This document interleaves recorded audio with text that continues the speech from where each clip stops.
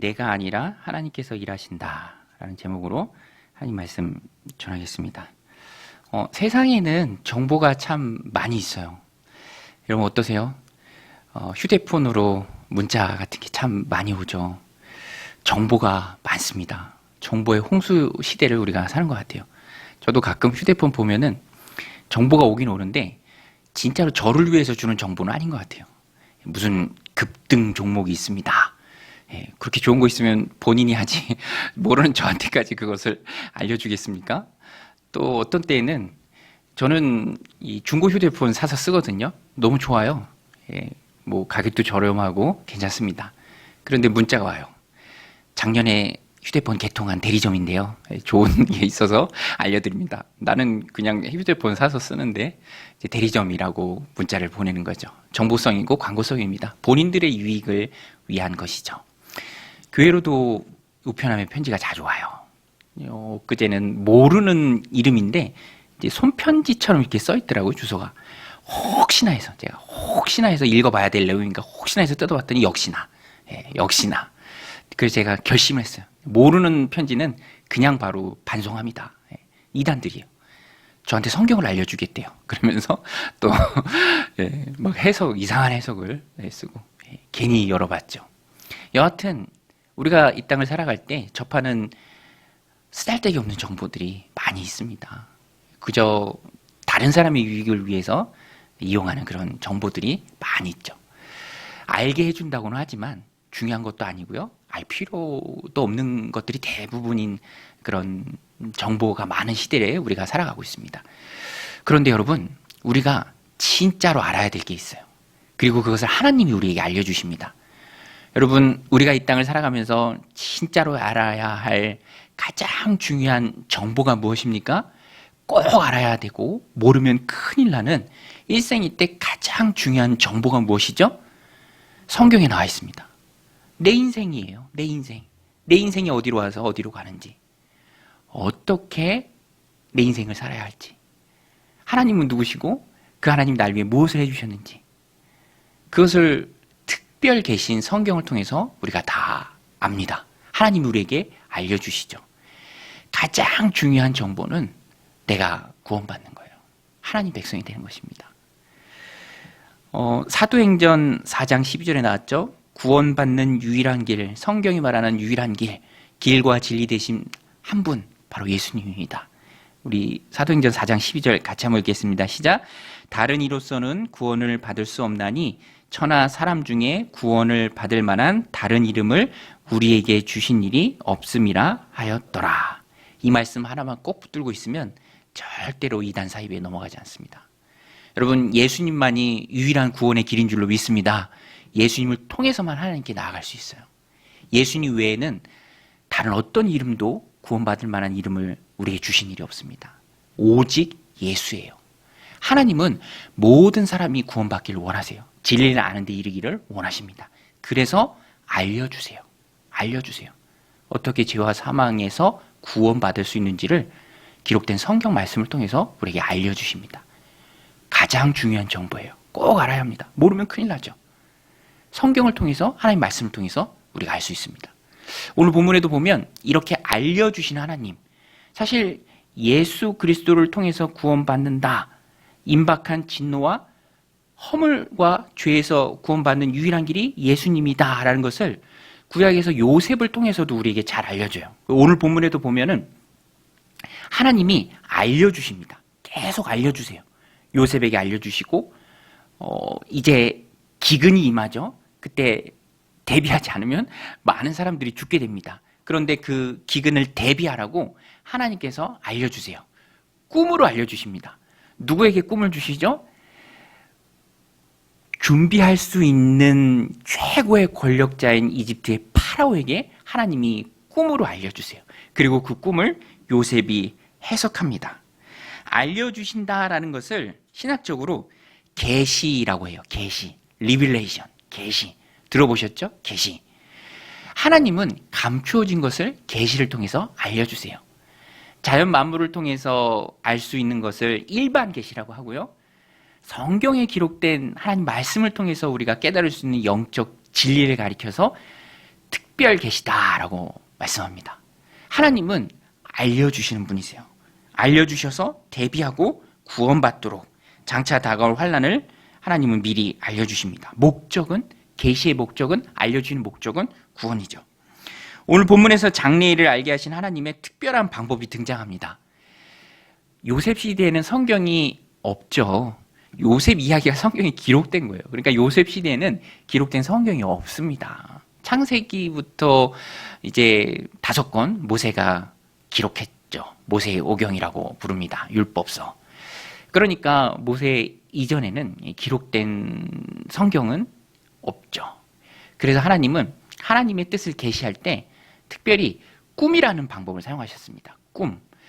왕정 시대에 가서는 이스라엘이 가나안 땅에 정착한 후에는 하나님께서 사사시대 왕정시대 선지자를 보내주셔서 하나님의 뜻을 알게 해주셨죠.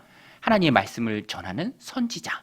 근데 그 전에는 꿈으로 많이 말씀을 하셨어요. 꿈으로. 하나님 직접 사람의 형상으로 이 땅에 오셔서 말씀해 주실 때도 있고 또 꿈으로 하나님의 뜻을 알려주시고 장차 일어날 일을 보여주십니다. 오늘 최고의 권력자인 파라오가 하나님이 꿈을 꾸게 하십니다. 그래서 장차 있게 될 일을 꿈을 통해 압니다.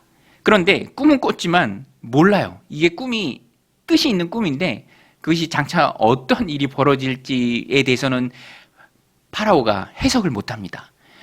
애굽 안에 있는 아주 뛰어난 사람들, 이 점술가들 또 현인들 불러 모아서 꿈을 알려줬지만 능히 해석하는 사람이 없었죠.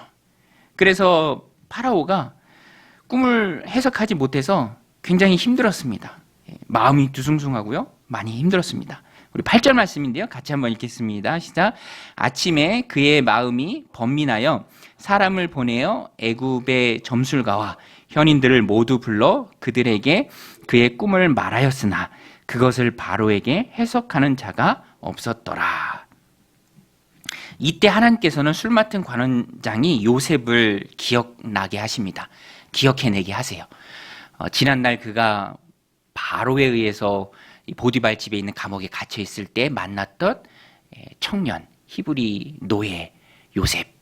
그가 술 맡은 관원장의 꿈을 해몽했죠. 그리고 그 해몽대로 됐습니다. 술 맡은 관원장은 3일 만에 복직이 되고 떡 맡은 관원장은 나무에 달렸죠. 그 일을 이제 술 맡은 관원장이 다시 기억해냅니다. 그리고 요셉이 파라오 앞에 서고요.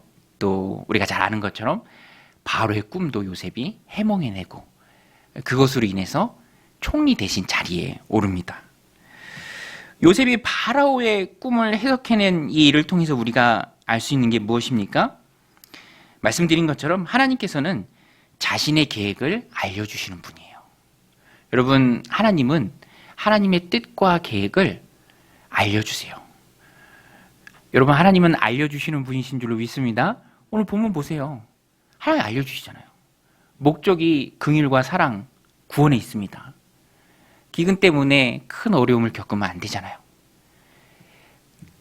전체적으로 많은 사람들을 구원하시기 위해서도 하나님의 뜻을 알려주시고요. 또 특별히 그 가운데 오늘 요셉이 쓰임을 받습니다. 요셉은요, 일생 가운데 3번의 꿈을 마주합니다. 첫 번째는 자기가 꾼 꿈이죠. 17세에 꾼 꿈입니다. 해와 달과 별이 자기한테 절하고 또 형들의 곡식단이 자기한테 절하고. 그때는 그런데 요셉이 그 꿈을 해몽하지 못해요. 무슨 내용인지 전혀 알지 못합니다. 그냥 마음의 꿈을 꿨다, 그것뿐이죠. 그 다음에 감옥에서 관원장들의 꿈을 요셉이 하나님의 능력으로 해몽하죠. 그대로 이루어집니다. 그리고 3번째, 파라오의 꿈을, 하나님께서 파라오에게 주신 그 꿈을 요셉이 해몽하고 또 장차 다가올 기근을 준비해서 많은 사람들을 구원하는데 요셉이 쓰임을 받습니다. 그러니까 하나님께서 꿈을 통해서 알려주시는 걸 통해서 많은 이들을 구원하고요. 그 가운데 하나님의 사람 요셉의 인생을 하나님이 쓰세요. 이끌어 가십니다. 무엇을 통해서? 꿈을 통해서 알려주시면서. 요셉의 인생을 이끄신 하나님께서는요, 오늘 우리의 삶도, 우리의 인생도 이끌어 주십니다. 여러분, 하나님이 우리의 인생을 이끄시는 줄로 믿습니다. 나이에 상관이 없어요. 어린아이도, 요셉도 17세에 하나님이 꿈꾸게 하셨잖아요. 하나님 섭리 가운데 하나님 부르셨습니다. 합력해서 선을 이루는 인생을 하나님이 이끄신 가운데 요셉이 살아낼 수 있었죠. 그 하나님께서 오늘 저와 여러분의 인생도 하나님이 이끌어 가세요. 여러분 한번 생각해 보세요. 눈을 감고 한번 생각해 보세요. 여기까지 인도하신 분이 계세요. 그분이 바로 하나님이십니다. 내가 어떻게 하나님을 찾을 수 있겠어요? 내가 어떻게 특별 계시를 접할 수 있었겠습니까? 하나님이 불러주셨기 때문이죠. 하나님이 우리의 인생을 이끌어 주십니다. 그리고 그 중심에 요셉 당시에는 기록된 말씀이 없었기 때문에 꿈이 있었다면 지금은 기록된 하나님의 말씀이 있어요. 그 말씀을 통해서 우리의 인생을 이끌어 가십니다. 하나님이 성령님을 통해서 말씀을 우리로 하여금 깨닫게 하세요. 성령의 조명하심이라고 말합니다. 성령의 조명하심. 여러분 이렇게 성경을 봐도요, 성령의 조명하심이 없으면 하얀 건 종이요 까만 건 글씨다 이거예요. 못 깨닫습니다. 그런데 신기하게도 놀랍게도 성령님 내 안에서 조명하시면, 밝게 비춰주시면 말씀이 들어와요. 말씀이 믿어져요. 내가 죄인인 것을 고백할 수 있어요. 하나님의 어마어마한 은혜를 누릴 수 있게 됩니다. 하나님의 말씀을 통해서 성령의 감동하심으로 하나님 내 삶을 이끌어 가세요. 여러분 하나님은 내 삶을 이끌어 가시는 줄 믿습니다. 요셉 당시가 꿈이었다면 지금 말씀이에요. 제가 지난주에도 꿈 이렇게 말씀드리고 있는데, 물론 지금도 기록된 말씀이 있지만 하나님은 여러 가지 방편을 통해서 우리에게 말씀하십니다. 상황을 통해서도 말씀하시고요, 또 선포되는 말씀을 통해서도 말씀하시고요, 또 신앙이 좋은 혹은 그렇지 못한 어떤 사람들의 말 한마디에도 하나님의 뜻이 담겨 있을 때가 있어요. 하나님의 말씀으로 딱 부딪힐 때가 있습니다. 물론 꿈을 통해서도 하나님의 뜻에 알아가고 그 마음을 얻을 때가 있죠. 그러나 그러할지라도 무엇이 되든지 항상 꿈이든지 누구의 말이든지 항상 말씀 앞에 점검을 받아야 돼요. 말씀 앞에 점검을 받아야 됩니다. 말씀과 배치되는 것이라면 그것은 하나님께서 알려주신 것이라기보다는 인간적인 생각이고, 또 어떤 면에서는 마귀의 장난일 수도 있어요. 예를 들어서 근심을 가져다 주고 고민을 가져다 주고 믿음에서 멀어지게 한다면 그것을 하나님의 뜻이다라고 말할 수는 없겠죠. 저도 어제 꿈을 꿨어요. 무슨 꿈을 꿨냐면 깜짝 놀랄 꿈을 꿨습니다. 제 머리숱이 다 빠지는 꿈을 꿨어요. 깜짝 놀랐어요. 거울을 보는데 올 것이 왔구나. 막 꿈을 꾸면서 그런 마음이 들더라고요. 머리숱이 다 빠지는 거. 내가 왜 그런 꿈을 꿨나 생각해 보니까 잠자기 전에 막내가 저한테 놀렸어요. 아빠 머리숱 없다고. 그게 이제 잔상으로 남아서 꿈이 된 거죠. 무엇이 됐든 지금은 하나님의 말씀이 기록되고 성령님께서 그 말씀을 통해서 조명하시고 하나님의 뜻을 밝게 알려주기 때문에 우리는 말씀의 무게중심을 두어야 합니다. 말씀의 무게중심을 두어야 돼요. 내 감정, 인간적인 생각, 느낌, 그것보다 훨씬 더 앞에 있는 것이, 더 중요한 것이 하나님의 말씀입니다. 그리고 성령님이 하나님의 마음을 말씀 통해서 나에게 깨닫게 해주세요. 그래서 지금 우리가 붙들어야 할 것은 성령님이 나를 인도하신다. 우리 한번 따라해 보겠습니다. 성령님이 인도하신다. 여러분 믿으십니까? 성령님이 인도하세요. 말씀을 통해서 감동을 주십니다. 그리고 직관적으로 성령님이 내 마음 가운데 말씀을 해주실 때가 많이 있어요. 믿음이 성숙해 갈수록 이런 빈도가 많아집니다. 저도 이번 주에 어떤 분이 이제 교회를 둘러보러 오셨어요. 이제 젊은 아기 엄마 같아요. 학부형 같아요. 그런데 그분이 이렇게 두려워거려요. 저도 보면 알죠. 그래서 이렇게 좀 설명을 드리니까, 그러면 이제 교회에 관심 있는 분은 딱 돌아오는 대답이 그거예요. 아, 목사님이세요? 이렇게 그래요. 목사님이세요? 이렇게 하면서 이제 대화가 이제 시작이 되는 거죠. 그러면서 이제 뭐 교회도 소개하고 또 뭐 또 좀 보여드리고 주보 달라 그래서 주보도 드리고, 그런데 이분이 이사를 오셨는지 또 교회를 찾고 계신지 이것저것 물어보세요. 그런데 교회를 찾으시는 분들은 일단 눈높이가 높죠. 온 가족이 신앙생활 해야 될 곳이니까 얼마나 많이 보고 따지고 하겠습니까? 저 같아도 그럴 것 같아요. 그러니까 이것저것 묻는데 그렇지만 그 물음에 이렇게 답변을 드리면서도 아직까지 우리 교회가 이제 1년 조금 더 됐기 때문에 물리적으로 그분이 원하는 어떤 것, 그분이 묻는 어떤 것, 그분이 궁금해하는 그런 것에 다 충족시키는 대답을 할 수 없는 그런 상황이 있죠. 그래서 그분이 아 그래요 이렇게 얘기하시더라고요. 아 그래요. 이제 그 대답에 많은 이제 의미가 담겨 있는 거예요. 아 그래요. 예. 그러면서 이제 헤어지고 이제 그분은 가셨는데 그분면서 좀 아쉽다 이런 마음이 들더라고요.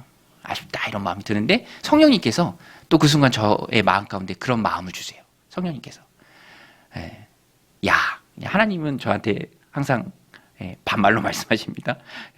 뭐 민목사야 야 앞으로 이런 일이 많을 건데 뭐 이런 일 가지고 또 서운해하냐 아쉬워하냐 앞으로 이런 일이 얼마나 많을 터인데 그렇죠. 실제로 제가 아는 어떤 분도 이렇게 얘기하면은 그 교회를 거쳐간 분들 이렇게 뭐 묻고 이렇게 하면 분들이 뭐 몇백 명이다 이렇게 또 얘기도 합니다. 그런 일이 많을 터인데 또 그런 것에 그렇게 하냐 이제 그런 마음을 또 성령님이 주셔서 제 마음이 좀 단단해지는 그런 느낌을 받았습니다. 그렇지 성령님 말씀이 딱 맞지. 앞으로 그럴 일들이 한두 번이겠느냐 사람마다 다 교회관이 있고 또 교회를 찾으시는 분들은 되게 많이 또 따지죠. 또 한 가지 똑같은 일이지만 또 한 가지 하나님이 주신 마음이 그 일을 통해서 하나님이 주신 마음이 그래서 결국엔 하나님의 은혜다 이런 마음을 주시더라고요. 결국엔 하나님의 은혜다. 여러분 결국엔 하나님의 은혜가 있어야 될 줄로 믿습니다. 하나님의 은혜죠. 그거 어떻게 잡아두겠어요? 안 됩니다. 하나님이 보내신 사람, 하나님이 은혜로 충만하게 인도하신 그 사람들이 하나님 모아주시는 귀한 사람들이죠. 여기 있는 귀한 성도님들 아닙니까? 너무너무 귀하죠. 결국엔 하나님의 은혜죠. 예수님을 믿는 사람이 예수님을 믿기까지도 하나님의 은혜고요. 또 예수님을 믿는 사람이 하나님 주시는 마음으로 작은 공동체에서 일꾼으로 섬기는 그 일도 하나님의 은혜가 아니고서는 불가능합니다. 그래서 하나님의 은혜가 꼭 필요하다라는 거예요. 그래서 우리는 하나님 앞에 엎드려 기도해야 됩니다. 실제로 세상을 살아가다 보면 우리가 할 수 없는 많은 일들이 참 많이 있죠. 이거 정말 하나님의 은혜가 아니면 안 되겠다. 그런 일들이 참 많이 있습니다. 우리 주중에 항상 한두 번씩 들르는 초등생 한 명 있어요. 아직 저학년인데 되게 재밌는 친구예요. 근데 그 친구는 이제 우리 교회를 나오고 싶어 하는데 주일날 올게요 하는데 못 오고 있는 거예요. 그래서 저를 볼 때마다 지난주에는 되게 미안해하는 표정이더라고요. 그 친구가 말해요. 엄마가 자꾸만 이제 어디 갈 일이 자꾸 생긴다고. 이제 뭐 휴가도 있고 또 뭐 할머니 집에도 가야 되고 그래서 뭐 다음 주도 못 오고 그 다음 주도 못 오고 그래서 너무 미안해하길래 괜찮다. 특별히 어디 갈 일이 없을 그때 엄마가 가자고 할 그때 오면 된다. 몇 주 후에 보자. 이렇게 얘기를 하고 또 그런 마음이 들더라고요. 역시 하나님의 은혜가 있어야 된다. 은혜가 있어야 된다. 뭐 억지로 할 수 있는 게 없잖아요. 노력은 하지만 결국에 하나님의 기름 부으심이 있어야죠. 하나님의 은혜가 있어야 한다라는 것입니다. 그래서 엎드려 기도해야죠. 하나님 은혜를 주옵소서. 우리 한번 따라주셨습니다. 하나님 은혜를 주세요. 하나님이 은혜를 주셔야 합니다. 성령님의 인도하심은 이렇게 항상 옳아요. 성령님이 저를 인도하셔서 또 옳은 하나님의 마음을 저에게 주십니다. 그래서 하나님 마음 붙들고 의지하면서 나아갈 수 있는 것이죠. 성령님은 기록된 말씀을 통해서 오늘도 내 인생을 인도해 가실 줄로 믿습니다. 그러면 우리는 무엇을 해야 할까? 성령님은 말씀을 통해서 요셉은 꿈을 통해서 하나님 인도하셨던 것처럼 우리는 성령님께서 말씀을 통해서 이제 인도해 가실 텐데 하나님께서 말씀을 통해서 인도해 가실 텐데 우리는 어떻게 해야 하는가? 우리는 오늘 말씀을 살펴보면서 우리가 얻을 수 있는 교훈이 있는데요. 우리는 기다려야 한다는 것입니다. 기다려야 한다. 하나님의 일은 하나님의 때에 이루어져요. 오늘 말씀을 통해서 요셉을 경우를 통해서 잘 알 수 있는 거예요. 하나님의 일은 하나님의 때를 통해서 이루어진다. 하나님의 때에 이루어진다. 오늘 요셉 보세요. 기다리는 시간이 있었습니다. 바로 노예로 팔리자마자 바로 총리 대신이 된 게 아니에요. 노예 생활도 해야 하고요. 억울하게 누명을 쓰고 감옥에도 갇혀 있어야 하고요. 술 맡은 관원장 꿈 해몽해주고 칭찬받으면서 금방 복직될 수 있는 기대도 않았지만 그 기대가 무너지고 만 2년, 꼬박 2년을 기다려야 했습니다. 오늘 말씀 1절에 나오죠. 만 2년 후에, 만 2년 후에. 상상해 보면은 술 맡은 관원장의 꿈을 요셉이 해석해 줬으니까, 해몽해 줬으니까 얼마나 좋아요. 내용이 좋잖아요. 3일 후에 복직된다. 얼마나 좋습니까? 그러니까 아마 찰떡같이 약속을 했을 거예요. 술 맡은 관원장이. 요셉이 부탁했을 때 나는 히브리 청년이고 여기서도 이 감옥에 갇힐 일은 행하지 않았습니다. 복직되시거든 높은 자리에 올라가시거든 날 좀 기억해 주세요. 꺼내 주세요. 아 그래. 뭐 약속 못 하겠습니까? 바로의 최측근인데요. 뭐 히브리 노예 한 명 감옥에서 빼내오는 게 뭐가 어렵겠습니까? 우리 식으로 생각하면 그거잖아요. 내가 로또 당첨되면 얼마 줄게. 그런 거랑 똑같은 거죠. 그런 거랑 똑같으니까 그냥 바로 잊어버리죠. 술 맡은 관원장도 잊었습니다. 꼬박 2년을 잊었습니다. 여기서 우리가 깨닫는 게 무엇입니까? 하나님의 시간은, 하나님의 때는 우리의 기대와는 다를 수 있다라는 거예요. 다를 수 있다. 아, 이거 좀 빨리 됐으면 좋겠는데. 저 사람이 빨리 하나님 앞으로 돌아왔으면 좋겠는데. 하나님의 시간은 다를 수 있어요. 이유는 모릅니다. 하나님 나라 가면 알 수 있겠죠. 그러나 뭐 짐작은 할 수 있고 또 내가 마음 가운데 와 닿을 수는 있겠죠. 분명 하나님의 때가 있습니다. 하나님의 시간표에는 요셉이 2년 더 감옥에 있어야 되는 거예요. 하나님의 때가 있습니다. 더 무르익어야 할 시간이 요셉에게 필요했을 것입니다. 그래서 하나님의 때는 2년 후였어요. 2년을 꼬박 감옥에서 보냅니다. 그 다음에 하나님께서 2년 후에 계기를 만들어주세요. 저는 이 부분이 참 은혜롭더라고요. 하나님이 다 뒤집어 엎는 어떤 계기를 마련해 주세요. 요셉에게 이 계기가 있어요. 그게 무엇입니까? 술 맡은 관원장이 어떻게 요셉을 다시 생각해내죠? 까맣게 잊었던 그 히브리 노예, 잠깐 만났던 이제는 기억도 안 나는 그 요셉을 어떻게 기억해내죠? 하나님이 계기를 마련해 주세요. 하나님이 여기에 간섭하시는 거예요. 바로가 꿈을 꿔요. 그때 아무도 바로의 꿈을 해석하지 못하니까 2년 전에 까마득히 잊고 있었던 그 히브리 청년, 그 노예 생각나는 거예요. 생각나는 거예요. 그리고 그 계기에 바로에게 그것을 말하게 되죠. 우리 9절, 14절 하나님이 만드신 계기입니다. 우리 9절, 14절 같이 한번 읽겠습니다. 시작. 술 맡은 관원장이 바로에게 말하여 이르되 내가 오늘 내 죄를 기억하나이다. 14절. 이에 바로가 사람을 보내어 요셉을 부르매 그들이 급히 그를 옥에서 내놓는지라. 요셉이 곧 수염을 깎고 그의 옷을 갈아입고 바로에게 들어가니. 기다림의 시간이 다 끝났습니다. 하나님의 계기가 있어요. 여러분, 내가 생각할 때 더디다고 더딘 게 아니에요. 하나님이 계기를 만드시면 엄청 빨라집니다. 갑자기 풀려요. 갑자기 열립니다. 놀라운 일이죠. 하나님의 분명한 계기가 있기 때문에 그렇습니다. 그래서 성도는 더딘 것 같이 느껴도 더딘 게 아닌 것을 믿고 하나님이 계기 만들어주시면 열린다라는 것을 신뢰하고 기다릴 줄 알아야 돼요. 기다리는 게 믿음입니다. 한번 따라서 보겠습니다. 기다리는 게 믿음이다. 뭐 이렇게 자꾸 따라하라 그래. 저 혼자 하면 재미없으니까. 그래서 따라하는 거예요. 수요 예배는 그냥 각오하고 오시면 됩니다. 한번 따라하겠습니다. 기다리는 게 믿음이다. 기다리셔야 돼요. 기다리셔야 돼요. 하나님의 때가 있습니다. 내가 조급한다고 풀리는 거 아니에요.